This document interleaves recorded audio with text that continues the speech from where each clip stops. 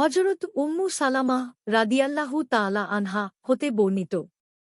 তিনি বলেন, রাসূলুল্লাহ সাল্লাল্লাহু আলাইহি ওয়াসাল্লামের সময় মহিলারা জামাতে নামাজ আদায় করলে সালাম ফিরাবার সাথে সাথে উঠে নিজ নিজ গন্তব্যে চলে যেতেন।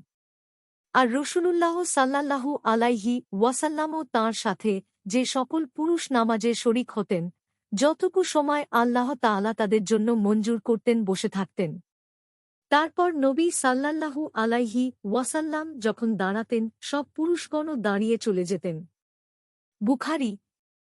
জাবির ইবনু সামুরাহ রাদিয়াল্লাহু তাআলা আনহু এর হাদিস ইনশাআল্লাহ বাবুদ্দিহকি এ শীঘ্রই বর্ণনা করব।